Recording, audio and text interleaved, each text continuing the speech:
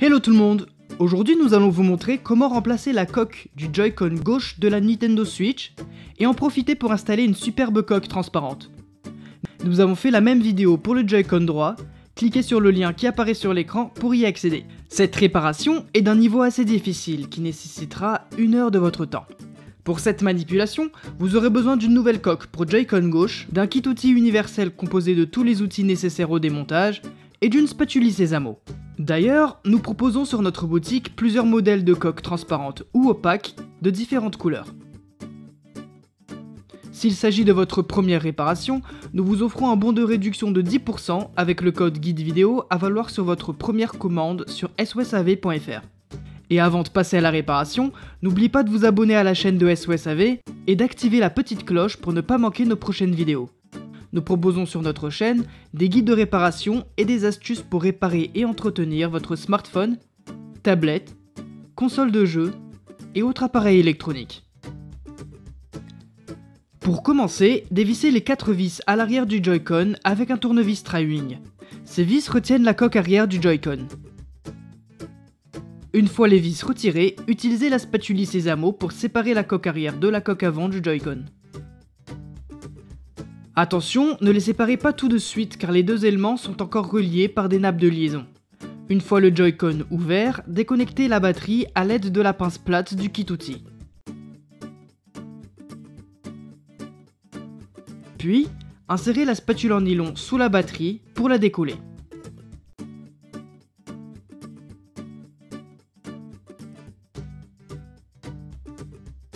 Maintenant, attaquez-vous au vibreur et déconnectez-le avec la pince plate. Puis décollez-le avec la spatule en nylon.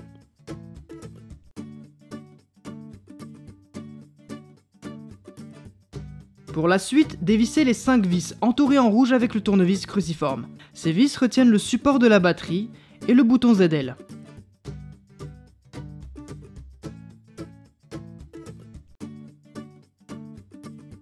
Une fois dévissé, retournez délicatement l'ensemble pour déconnecter la nappe de liaison du bouton ZL.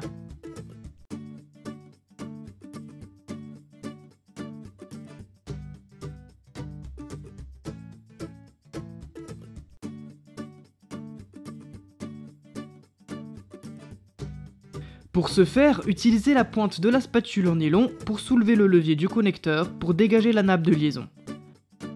Une fois déconnecté, vous pouvez séparer l'ensemble. Pour la suite, déclipsez le bouton ZL de l'élément en plastique. Vous pouvez vous aider de la spatule Sésamo pour le faire. Attention, allez-y délicatement pour ne pas perdre les ressorts. Ensuite, dévissez la nappe de liaison du bouton ZL et retirez-la. Maintenant, prenez le même élément plastique de votre nouvelle coque transparente et on va installer toutes les pièces qu'on vient de démonter sur la nouvelle coque. Installez d'abord dans le bon sens la nappe de liaison du bouton ZL et vissez-la.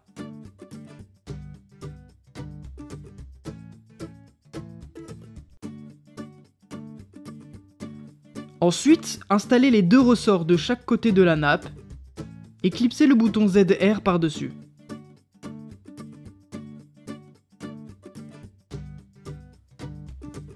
Et voilà, cette partie est installée, on va continuer le démontage du Joy-Con. Pour séparer la coque arrière de la coque avant, déconnectez ces 2 nappes de liaison. Soulevez bien les leviers en plastique avant de débrancher les nappes.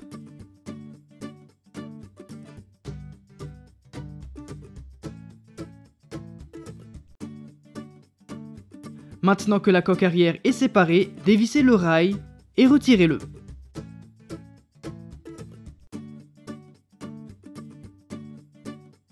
Il ne vous reste plus qu'à retirer le bouton d'éjection et la coque est entièrement nue. Vous pouvez installer tous ces éléments sur la nouvelle coque transparente.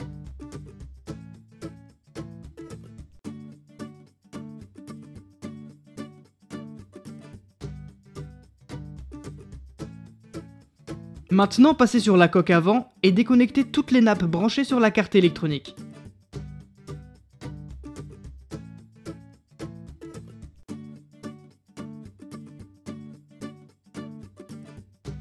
Puis dévissez ces 2 vis avec le tournevis cruciforme. Elles retiennent le joystick. Après les avoir retirés, vous pouvez enlever le joystick. Vous pouvez retirer le joint noir avec le joystick.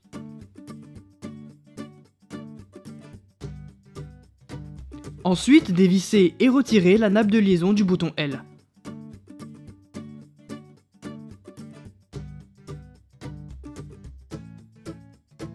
Continuez en retirant le support en caoutchouc du bouton moins. Puis retirez également la carte électronique. Généralement, le support en caoutchouc des boutons de la croix directionnelle reste collé sur la carte. Et n'oubliez pas non plus de retirer le support en caoutchouc du bouton capture d'écran. Et voilà, tout est démonté. Si vous souhaitez installer les anciens boutons sur votre nouvelle coque, il faudra juste les retirer. Sinon, vous pouvez aller plus loin dans la customisation et installer nos boutons multicolores. Pour commencer, installez le joint noir. Mettez 1 ou 2 points de colle pour qu'il reste collé un minimum.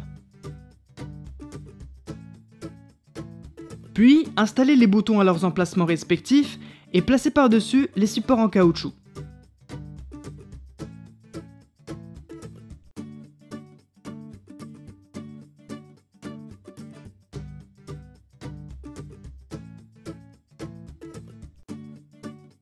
Dans notre cas, nous avons laissé le support en caoutchouc de la croix directionnelle collé sur la carte électronique. On le placera quand on installera la carte. Pour la suite, vissez la nappe de liaison du bouton L dans son emplacement.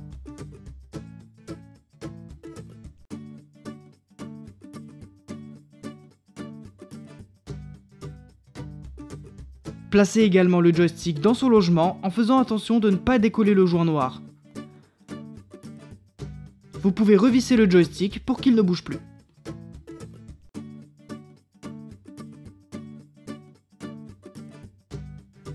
Ensuite, installez la carte électronique au-dessus des boutons.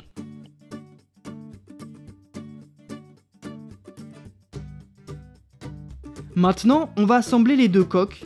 Pour cela, branchez les nappes de liaison du rail sur la carte électronique.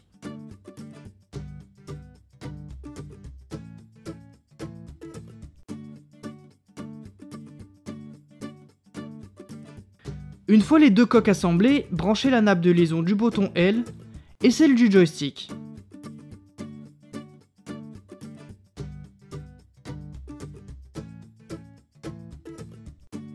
On va ensuite installer l'élément en plastique qui sert de support à la batterie. Pour commencer, branchez la nappe de liaison du bouton ZL sur la carte électronique. N'oubliez pas également de replacer le bouton L et attention à ne pas perdre le ressort.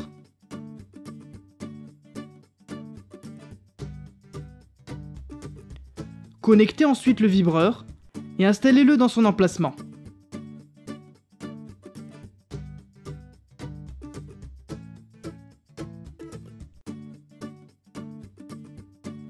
Maintenant que tout est installé, vous pouvez rabattre l'élément plastique du milieu sur la carte électronique.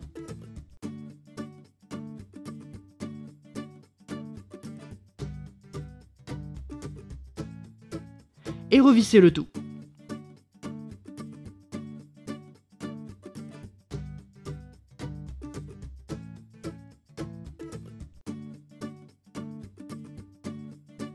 Pour coller la batterie, on va utiliser des stickers double face. Coupez une bandelette et collez-la à l'arrière de la batterie. Pour être sûr du côté où coller le sticker, normalement quand vous êtes en face de la batterie, son connecteur doit être à gauche. Maintenant vous pouvez connecter la batterie à l'aide de la spatule en nylon et la coller sur son support.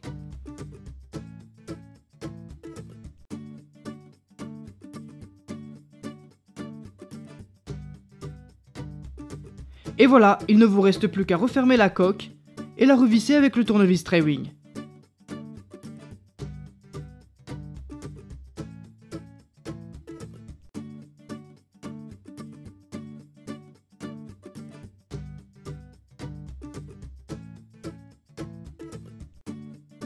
La customisation est terminée, vous avez une toute nouvelle coque.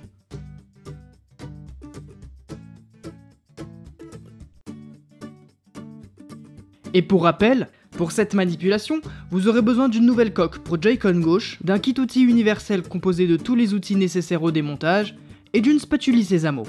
D'ailleurs, nous proposons sur notre boutique plusieurs modèles de coques transparentes ou opaques de différentes couleurs. N'oubliez pas que le guide de réparation est aussi disponible en photo sur notre site internet. Et d'ailleurs, des milliers d'autres guides sont également consultables gratuitement. Si ce guide de réparation vous a plu, on vous invite à mettre un pouce en l'air. Et encore une fois, n'oubliez pas de vous abonner à la chaîne et d'activer la cloche pour ne pas manquer nos prochaines vidéos. Si vous avez des questions, laissez un commentaire ou contactez-nous par mail, chat ou sur les réseaux sociaux. Allez, à très bientôt pour de nouvelles réparations.